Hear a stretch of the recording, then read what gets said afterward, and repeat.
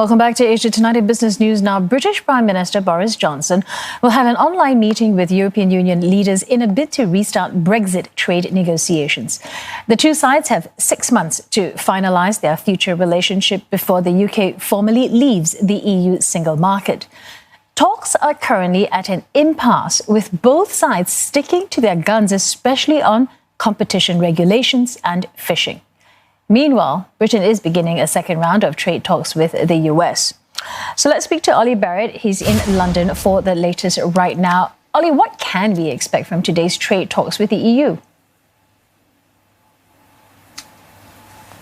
Well, this is really about the political leaders getting involved and trying to inject some momentum into these negotiations. The last round of talks involved Michel Barnier, the chief EU negotiator, and David Frost, who's negotiating on behalf of the British government. But they're officials, and this is the big politicians getting involved to try and move things along. So Boris Johnson, the British Prime Minister, speaking directly with Ursula von der Leyen, the Commission President in Brussels, and really trying to move things along so that when negotiations at official level resume, and an intensified timetable has now been set out for July and August and potentially beyond, that hopefully the two sides can make a little bit more progress than they've been able to in recent rounds of discussions.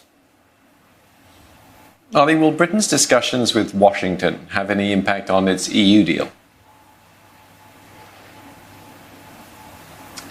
The UK certainly hopes that the fact that it is having these discussions with the United States will spur the European Union on to do a deal with the British. It certainly believes that it is demonstrating to the European Union that it has a strong relationship with the United States, and that it is worth coming to a trade deal with the UK, partly for that reason. It also wants to show the European Union that it's not only concerned to do a deal with Brussels, but is also negotiating elsewhere at the same time. Those trade talks with the United States are going to be very complicated, but they're also going on at the same time as Britain holds trade discussions and negotiations with Japan as well. So lots of areas in which Britain is trying to make progress. That doesn't mean that progress in any of them is going to be simple.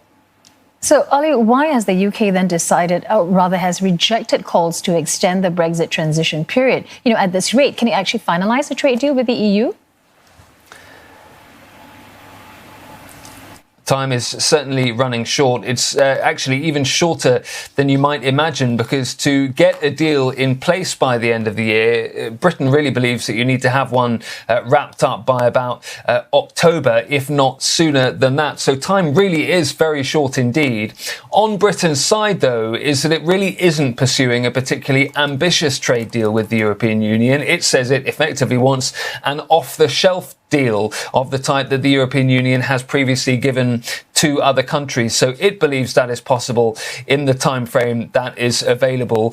It also says, the British government, that it doesn't want to keep businesses and individuals in any kind of uncertainty about the future. They want Britons to know what they can plan for come January the 1st next year. They don't want to extend the transition period and see negotiations continue. So there will either be a trade deal done by the end of the year, or Britain will be heading out of that transition period and into WTO terms with the European Union. Those are really the only two eventualities left. All right, many thanks for getting us up to speed with it all. Ollie Barrett reporting to us from London.